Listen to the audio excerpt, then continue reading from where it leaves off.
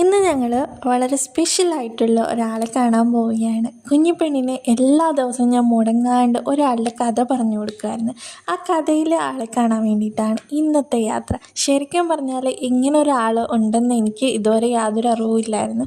പക്ഷേ നമ്മളിങ്ങനെ തേടി കണ്ടുപിടിച്ചപ്പോൾ ഇങ്ങനെ ഒരാളുണ്ടെന്നറിഞ്ഞു. അങ്ങനെ ആളെ കാണാനാണ് നമ്മൾ പോകുന്നത്. ഇല്ലേ ബാബുച്ചി? ആരാ ആള്? ഇത് നമ്മുടെ കാസർഗോഡ് ജില്ലയിലെ ശ്രീ അനന്ത പത്മനാഭസ്വാമി ക്ഷേത്രം.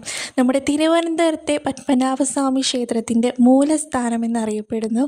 ഇവിടെ എത്തിക്കഴിഞ്ഞാൽ ശരിക്കും പറഞ്ഞാൽ ഈ ഒരു ക്യാമറയിൽ നമുക്ക് എത്രത്തോളം അതിൻ്റെ ഭംഗി ആസ്വദിക്കാൻ പറ്റുമെന്ന് അറിയില്ല കേട്ടോ. നമ്മൾ ശരിക്കും കാണുമ്പോഴുണ്ടല്ലോ ആ ഒരു ഭംഗി ഇരട്ടിപ്പാണ്.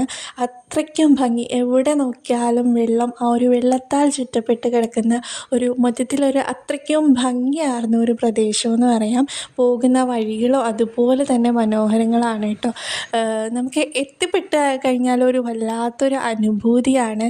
ഇവിടുത്തെ മുതലക്കുട്ടൻ, കുഞ്ഞിപ്പെണ്ണ് പറഞ്ഞ പോലെ തന്നെ ആ ഒരു മുതലക്കുട്ടനെ കാണാനാണ് ശരിക്കും പറഞ്ഞാൽ ഞങ്ങൾ ഏറ്റവും കൂടുതൽ ആ ഒരു എക്സൈറ്റ്മെൻ്റ് ഉണ്ടായിരുന്നത്. ഇവിടെ ബബിയയ്ക്ക് ശേഷം, ഇതിന് മുൻപുണ്ടായിരുന്നത് മുതലയാണ് ബബിയ എന്ന് പറയുന്നത്. ആ ബബിയയ്ക്ക് ശേഷം ഒരു ചെറിയ മുതലയെ കണ്ടു തുടങ്ങിയിട്ടുണ്ട്. ആ മുതലക്കുട്ടനെയാണ് കേട്ടോ അപ്പോൾ ഞങ്ങൾ ഇത്തവണ പോയപ്പം കണ്ടിട്ടുണ്ടായിരുന്നത്. ഒരു ദിവസം വെറുതെ ഇരുന്നപ്പോൾ നമുക്ക് ബേക്കൽ ഫോർട്ട് ഒന്ന് കണ്ടിട്ട് വരാമെന്ന് ഹസ്ബൻഡ് പറഞ്ഞപ്പോഴത്തേക്കും അത് ഞങ്ങൾ 2-3 തവണ കണ്ടിട്ടുള്ള സ്ഥലമാണ് കേട്ടോ. അപ്പോൾ ഞാൻ പറഞ്ഞു കാസർഗോഡ് നമുക്ക് വേറെ എത്രയോ സ്ഥലങ്ങളുണ്ട്, നമുക്ക് അവിടെ എവിടെയെങ്കിലും പോകാമെന്ന് പറഞ്ഞ് ജസ്റ്റ് ഒന്ന് ഗൂഗിളിൽ സെർച്ച് ചെയ്ത് കൊടുത്തപ്പോഴാണ് എനിക്ക് ഈ ഒരു ക്ഷേത്രത്തിൻ്റെ ഡീറ്റെയിൽസൊക്കെ കിട്ടിയത് കേട്ടോ. അപ്പോൾ ഇവിടെ ഒരു മുതല ഉണ്ട് എന്ന് അറിഞ്ഞപ്പോഴാണെങ്കിൽ കുറച്ചും കൂടി ഇവിടേക്ക് വരണം, ഈ ഒരു പ്ലേസ് നമുക്ക് ആ ഒരു ഫോട്ടോസിലേക്ക് കാണുമ്പോൾ അത്രയ്ക്കും ഭയങ്കര ഒരു ഇതായിട്ട് തോന്നിയിട്ട് അങ്ങനെയാണ് ഞങ്ങൾ ശരിക്കും പറഞ്ഞാൽ ഇവിടേക്ക് വന്നിട്ടുണ്ടായിരുന്നത്.